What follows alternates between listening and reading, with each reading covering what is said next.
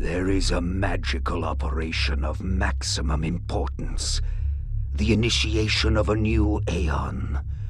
When it becomes necessary to utter a word, the whole planet must be bathed in blood. I want to talk about storytelling for a little bit, but not just any type of storytelling. I'm talking about the storytelling that's come into prominence over the last few years within video games. It's a medium that has gone through some interesting development pains. Sure, now we're used to video game storytelling on par with Hollywood blockbusters, but it's worth stepping back sometimes to revisit the things that have come and gone. It can be an important process that can show us what's truly classic, and what hasn't aged as gracefully as we would have preferred. That's why in this video, I'd like to go over a specific game series that was once near and dear to my morbid little heart.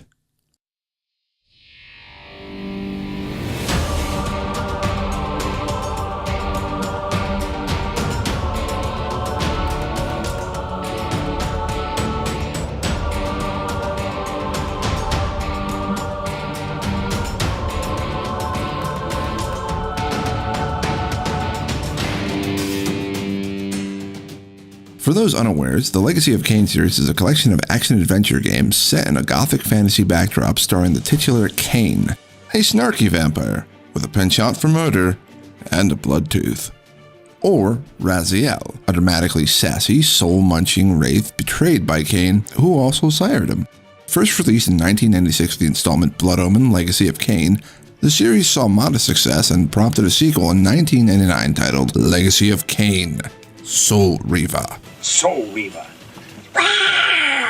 These two games inspired two more direct title sequels and a final outing that brought the two protagonists together on 6th generation consoles called Legacy of Kain Defiance. Since then, the series went dormant after having suffered lackluster sales, unfortunate cancellations on future projects, an underwhelming beta for an MMO, and now relies on, somewhat ironically, a coin flip as to whether now owner Square Enix will breathe new life into the franchise. Now, at this point, you may be sitting in one of three possible camps. You're either someone who is unfamiliar with these games and have never played them, or you love these games and consider it one of the most underrated treasure troves of gaming with a dark, rich, and complex story, vaguely involving vampires. And then there are those of you who are in between. Maybe you heard of it, maybe you played it a little bit, but the gameplay didn't exactly succeed in wooing you. And honestly, you can hardly be blamed. I mean, sorry Camp number 2, but their gameplay didn't exactly light the world ablaze when they first were introduced. And with the hindsight of time, well, the games play like not even tightly formed coils like Raziel's life bar, more like messy, splashy, corn-ripped. But we're not here for gameplay reasons, really. The Legacy of Kain is all about a story of intrigue, a tale of defying fate, relentlessly pursuing goals, twists, turns, blood, swords, magic, demons, betrayal, and an absurd amount of chained up, whiny blood snacks. So join me in these video installments as I go over the tale weaved in these 5 games. And I'll discuss in my own humble opinion whether these stories have withstood the test of time and risen to Empyrean praise, or have they fallen and should return back to the grave. Now, before I begin, I'll state 2 things as a warning. First and foremost, spoilers ahead for Camps 1 and 3. I will be going over these games in some detail, and if you want to experience this all firsthand, I recommend, somewhat tentatively, giving the Steam releases a gander. They're a bit glitchier than their original console brethren, but they're easy enough to come by. As for Blood Omen, you can download it via the PlayStation Store, if that's an option for you.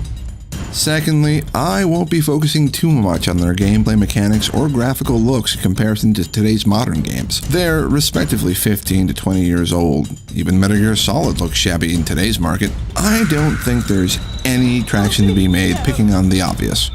That being said, I'd sooner take a lobster to my than ever replay any of these games ever again. And I'd name that lobster Pinchy. In the beginning, there was a purge of vampires overseen by a group of wizards called the Circle of Nine. This genocide brings about the attention of a powerful vampire who seems to take offense at the idea of all his brides being impaled, and responds to the Circle with a polite letter, "I mean gruesome murder." The Circle keep calling out for a Malik. No, not that guy. Yeah, that's him. He's a bit late to the party and seems to have allowed a bunch of members of the Circle to become post-mortem. One of the survivors, Skeletor, as voiced by Shere Khan, punishes him by slapping his soul into some pieces of armor and forcing eternal servitude. Then a random woman dies. Because fantasy. Now, none of this has anything to do with anything just yet, and then... The tavern's closing. Best be on your way, stranger. What? No mug of ale for a weary traveller from distant Corhagen?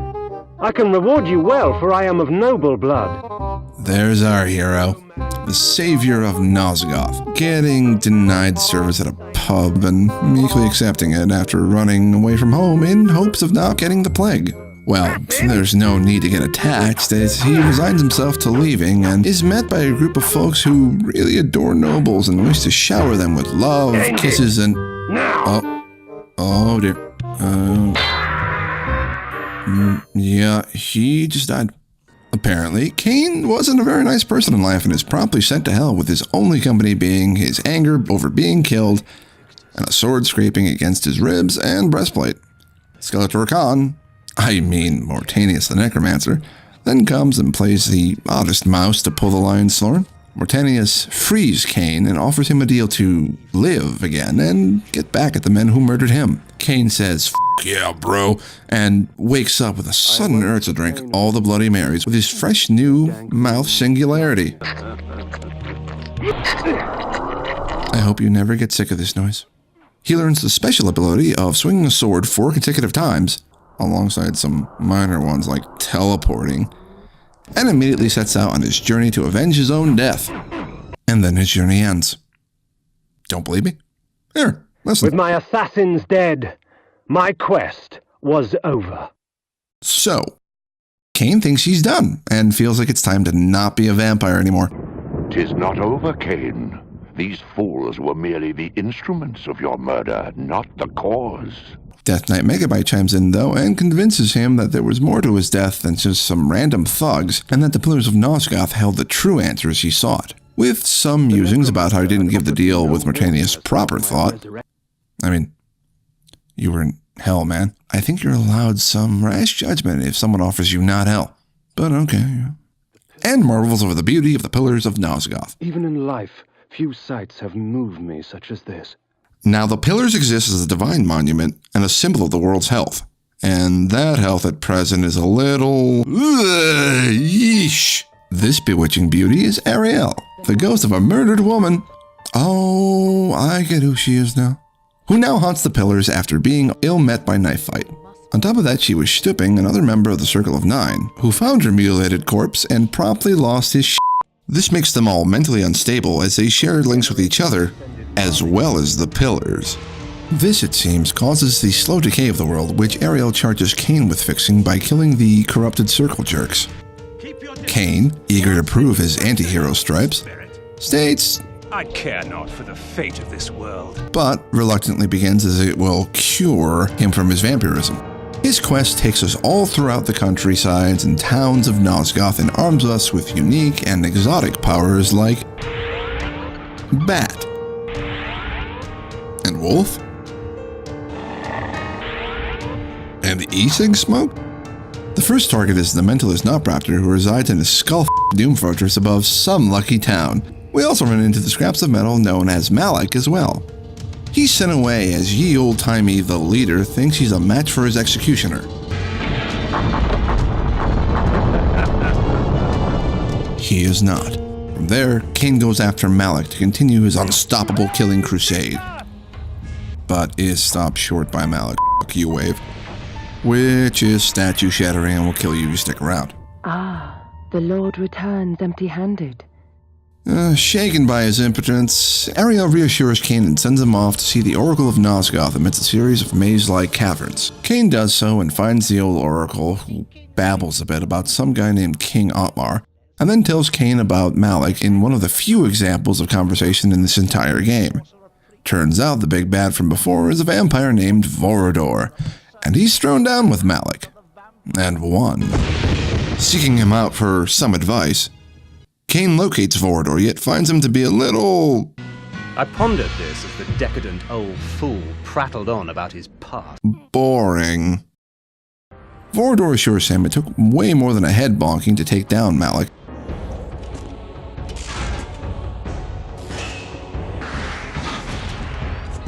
And then tells him to keep out of trouble, or else Kain will be grounded.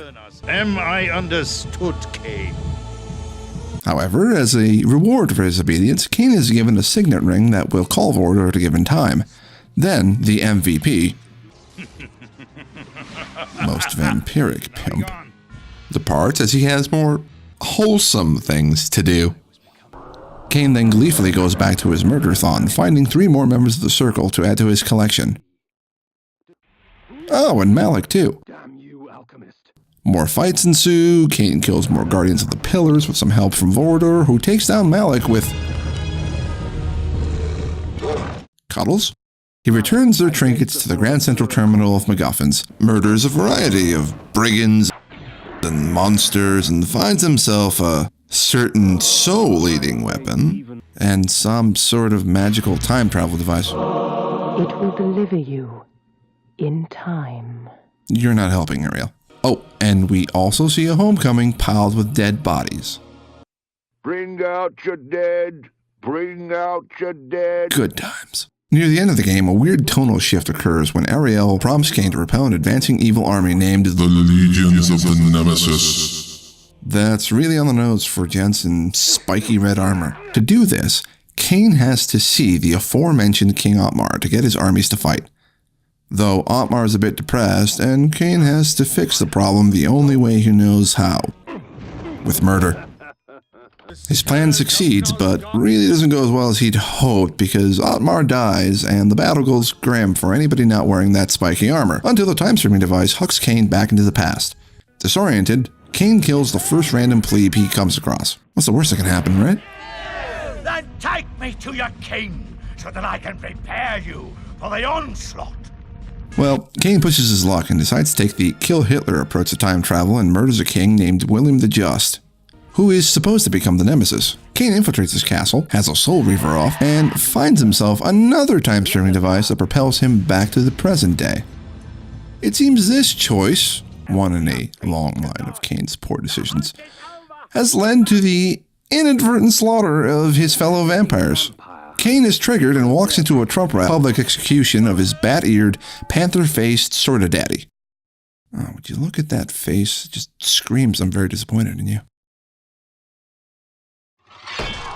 Oh, and the person who headed all this? The Oracle from before. Turns out that's Mobius the Time Streamer. One of those, pesky wizards Kain was supposed to deliver a piping hot bowl of death to. He's now filled with determination and fights through goons from the past, present, and some alternate form of himself from the future before doing Mobius' neck a favor and helping it lose some unwanted weight. Kain is then called to the Pillars one final time and seems to walk into a very awkward conversation between Skullface Chippendale and Everyman the Alchemist who got away from earlier. Turns out the Necromancer who did you a solid was also the very one who had your insides spilled out in the first place. Oh, Necromancers. Such cheeky monkeys.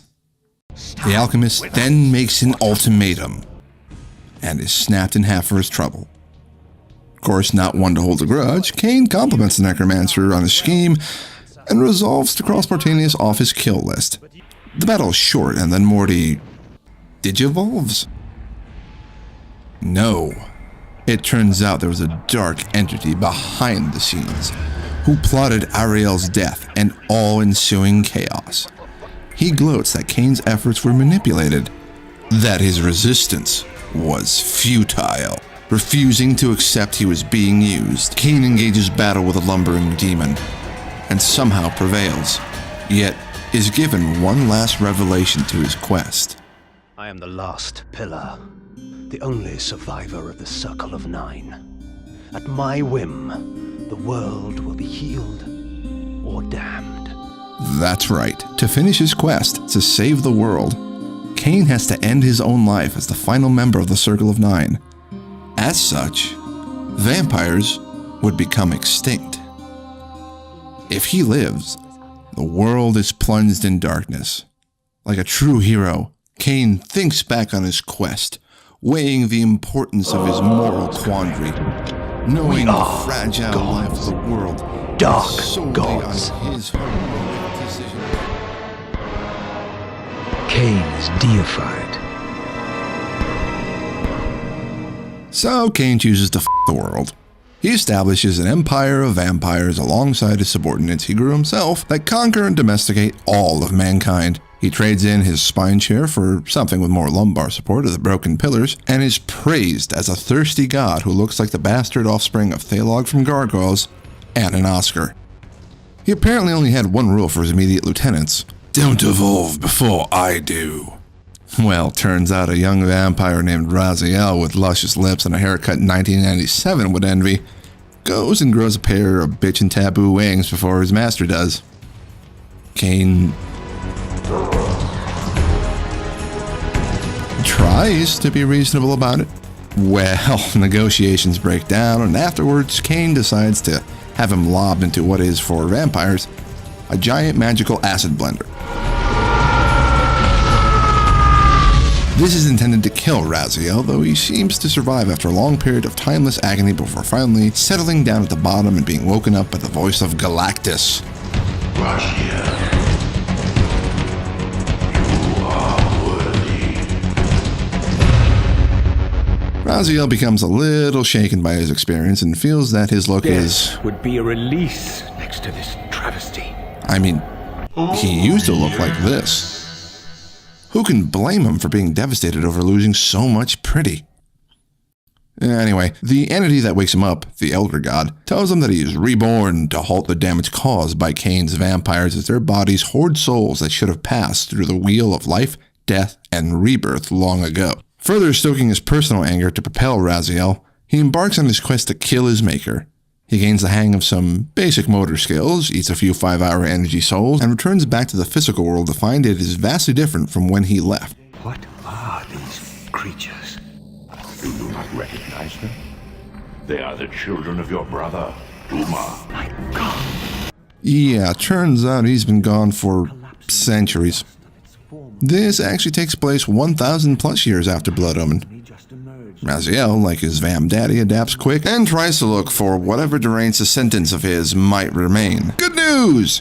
Your kin didn't evolve into crazed monsters because they're all dead. Raziel isn't pleased about this and sets out further until he is gurgled upon by one of his former brethren, Malchiah. Seems like he's put on some unwanted after-death weight, and Raziel has to coax him with some gentle massages to get Mel to tell him where Kain is.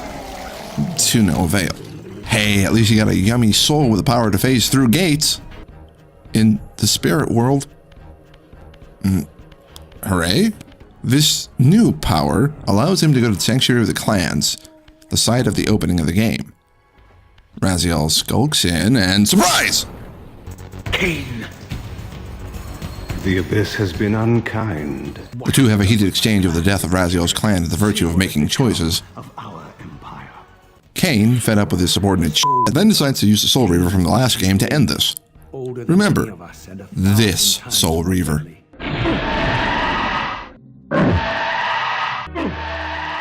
What we're thrust into is the world's most annoying game of whack-a-mole. 3 hits and suddenly a migraine is triggered in the Vampire Lord. But then, surprise! Kain's sneak attack. He readies the blade for a final strike and then... The hell? Yeah, that was the Soul Reaver breaking apart, and Kain doesn't seem any bit concerned over it. He warps off as Raziel fades back to the spirit world to meet with the ghost of the sword. The two have a very well-lit handshake, and Raziel has a new symbiotic blade to call his own. And look, Ariel's still around.